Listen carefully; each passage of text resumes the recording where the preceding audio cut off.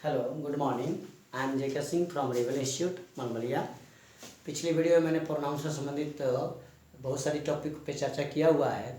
आज का जो हमारा टॉपिक है वह रिफ्लेक्सिव प्रोनाउन है। तो आज हम लोग देखते हैं रिफ्लेक्सिव प्रोनाउन के बारे में और इसमें समझते हैं कि क्या है, कैसे है और इसका यूज कहाँ कहाँ होता है। जी, तो चलते हैं रिफ्लेक्सिव प्रोनाउन की तरफ। रिफ्लेक्सिव प्रोनाउन जिस प्रोनाउन से कार्य करने का प्रभाव स्वयं कर्ता पर पड़े उसे रिफ्लेक्सिव प्रोनाउन कहते हैं। जिस प्रोनाउन से कार्य करने का प्रभाव स्वयं कर्ता पर पड़े उसे रिफ्लेक्सिव प्रोनाउन कहते हैं। यानी the pronoun which effects subject of sentence is called reflexive pronoun. The pronoun which effects the subject of sentence is called reflexive pronoun. As for example, myself यानी मैं स्वयं, हिमसेल्फ वह स्वयं, herself वह स्वयं, इटसेल्फ यह स्वयं, yourself तुम स्वयं। यानी कोई कहता है कि मैंने इस काम को स्वयं किया, मैंने इस काम को स्वयं किया, तो I have done this work myself, I hurt myself, मैंने स्वयं को चोट मार लिया। सी डिसीव्ड हर सेल्फ, वह स्वयं को धोखा दी। तो क्रिया का प्रभाव स्वयं कर्ता पर पड़े तब रिफ्लेक्सिव प्रोनाउन हो जाता है। यहाँ आवर सेल्फ्स और देम सेल्फ्स है। आवर सेल्फ्स मिलता है हम लोग स्वयं, देम सेल्फ्स मीन्स वे लोग स्वयं। ये सभी चूंकि सिंगुलर सब्जेक्ट के लिए आते हैं इसलिए जो सेल्फ लगेगा उसमें SELF रहता है। और जब वी का आवर सेल्फ्स होता है तो वी प्लुरल है, इसलिए सेल्फ का प्लुरल बनाएंगे तो ए फॉर एफी को मतलब VES हो जाता है, आवर सेल्फ हो जाता है। और दे का भी रिफ्लेक्सिव प्रोनाउन देमसेल्फ होता है। तो ये सभी जो वर्ड हुए रिफ्लेक्सिव प्रोनाउन हुए। इसी तरह से एम्फैटिक प्रोनाउन भी है। एम्फैटिक प्रोनाउन और रिफ्लेक्सिव प्रोनाउन को देखने में अंतर नहीं समझ में आएगा जब तक कि हम सेंटेंस नहीं देखते हैं। रिफ्लेक्सिव प्रोनाउन वह है जो रिफ्लेक्सिव प्रोनाउन हमेशा वर्ब के बाद आता है। रिफ्लेक्सिव प्रोनाउन वह है जो हमेशा मेन वर्ब के बाद आता है, लेकिन एम्फैटिक प्रोनाउन वह है जो सब्जेक्ट के तुरंत बाद आता है। एम्फैटिक प्रोनाउन यानी कि किसी भी बातों को कहने में अधिक जोर डाल के, दबाव डाल के कहा जाए उसे एम्फैटिक प्रोनाउन कहते हैं। एम्फैटिक प्रोनाउन हमेशा सब्जेक्ट के तुरंत बाद आते हैं। जैसे I myself J K Singh, I myself J K Singh, मैं खुद जेके सिंह हूँ। अपने आप को बताने के लिए अधिक जोर डाल के कहना पड़ेगा मैं ही जेके सिंह हूँ, आई माई सेल्फ जेके सिंह। तो यहाँ एम्फैटिक प्रोनाउन का काम करने वाला माई सेल्फ। लेकिन अगर कहा जाए आई हर्ट माई सेल्फ, इस बात को कहने में अधिक दबाव नहीं डाला जा रहा है, नॉर्मली कहा जा रहा है कि मैं खुद को चोट मार लिया। द डोर ओपनड इटसेल्फ, यानी दरवाजा स्वयं खुल गया। तो यहाँ पे क्या है कि रिफ्लेक्सिव प्रोनाउन का काम करने लगा। तो हम रिफ्लेक्सिव प्रोनाउन और एम्फैटिक प्रोनाउन में अंतर समझेंगे इस प्रकार से कि रिफ्लेक्सिव प्रोनाउन हमेशा मेन वर्ब के बाद आता है, जबकि एम्फैटिक प्रोनाउन सब्जेक्ट के तुरंत बाद आता है। अब हम देखते हैं एग्जाम्पल, आई हर्ट डैश। अब यहाँ पे हर्ट मेन वर्ब है, हमें भरना है my self, her self, your self. Subject I है तो क्या होना चाहिए माई सेल्फ। जो सब्जेक्ट है उसी का रिफ्लेक्सिव प्रोनाउन लिखेंगे। यहाँ पे हमारा आंसर होगा I hurt myself, I hurt myself, यानी माई सेल्फ सही हुआ। अगला सेंटेंस, सी डिसीव्ड डैश। यहाँ भी मेन वर्ब के बाद भरना है और उसने धोखा दी स्वयं को। अगर काम करने का प्रभाव स्वयं पे पड़ता है तो reflexive pronoun. She deceived herself, यानी यहाँ पे हो जाएगा सब्जेक्ट सी के अनुसार herself. Third number question, they avoid of this chance dash. वे लोग इस मौका से खुद को वंचित रखे, स्वयं को वंचित रखे। ऑप्शन है आवर सेल्फ होगा या देम सेल्फ होगा। चूंकि हमारा सब्जेक्ट दे है तो दे का रिफ्लेक्सिव प्रोनाउन देम सेल्फ होगा, देम सेल्फ होगा। सेंटेंस 4 नंबर देखते हैं, we enjoyed of this party, we enjoyed of the party dash.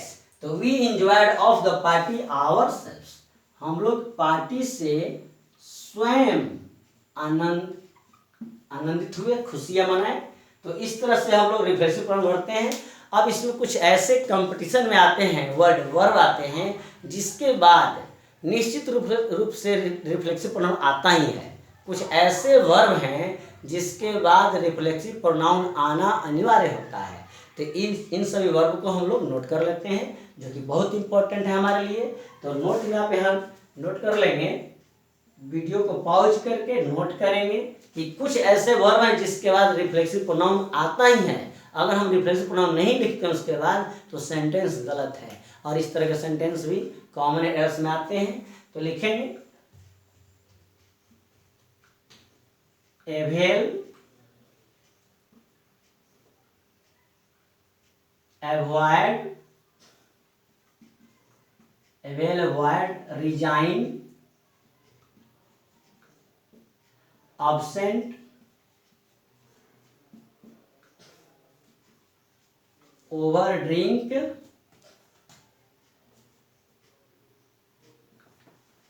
eat, over drink,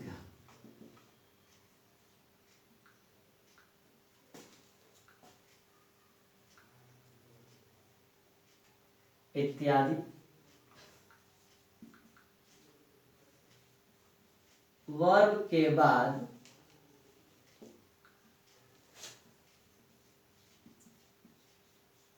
reflexive pronoun आता है। नोट बिल्कुल ध्यान दें इस पे। Avail, avoid, resign, absent, over ईट, ओवर ड्रिंक इत्यादि के बाद रिफ्लेक्सिव प्रोनाउन आना बिल्कुल अनिवार्य हो जाता है। तो इस पे हम एक सेंटेंस देखते हैं as for example.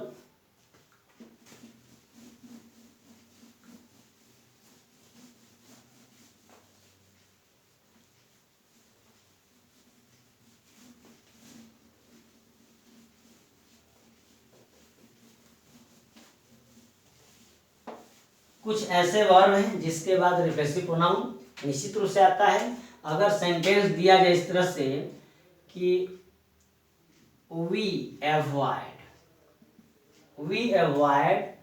Dash bad habit,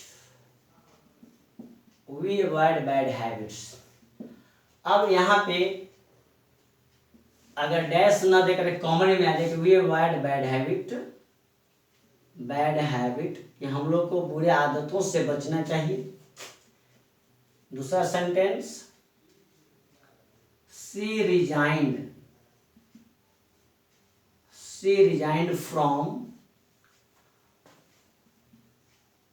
this post, उसने इस पद से रिजाइन कर दिया।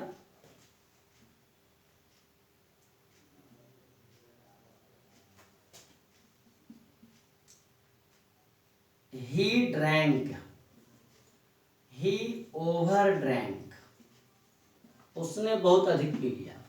इस तरह का सेंटेंस है। इसका अगर हम अर्थ देखें तो कहीं गलत नहीं लग रहा है बिल्कुल सही है। स्पोकन के भाव से देखा जाए तो ये सेंटेंस का भाव देखते लोग समझेंगे बिल्कुल ठीक है, बोलचाल के भाव से सही है। लेकिन इसी को ग्रामेटिकल वे में देखा जाए तो सेंटेंस गलत है, और इस तरह से कॉमन एरर्स आते हैं। वी अवॉइड बैड हैबिट, हमें बुरे आदतों से बचना चाहिए। She resign from this post, वह इस पद से रिजाइन कर दी। ही ओवर ड्रैंक, उसने अधिक पी लिया था, ही ओवर ड्रैंक। अब इस तरह का सेंटेंस है तो यह सब गलत इस तरह कॉमेंट्स में आते हैं। तो यहाँ गलती कहाँ है? गलती यह देखा जाए कि अवॉइड, रिजाइन, ओवर ड्रैंक के बाद यहाँ पे रिफ्लेक्सिव प्रोनाउन नहीं दिया है। तो रिफ्लेक्सिव प्रोनाउन की आवश्यकता है क्योंकि ये जो वर्ब हैं बिना रिफ्लेक्सिव प्रोनाउन के नहीं आते हैं। अवॉइड, अवेल, रिजाइन, ऑब्सेंट इत्यादि वर्ब ऐसे हैं जिसके बाद रिफ्लेक्सिव प्रोनाउन अनिवार्य होता है। तो इस आधार पर देखा तो सेंटेंस गलत है। होना क्या चाहिए था? वी अवॉइड आवरसेल्व्स, जो सब्जेक्ट है इसका रिफ्लेक्सिव प्रोनाउन लाएंगे वी अवॉइड आवरसेल्व्स,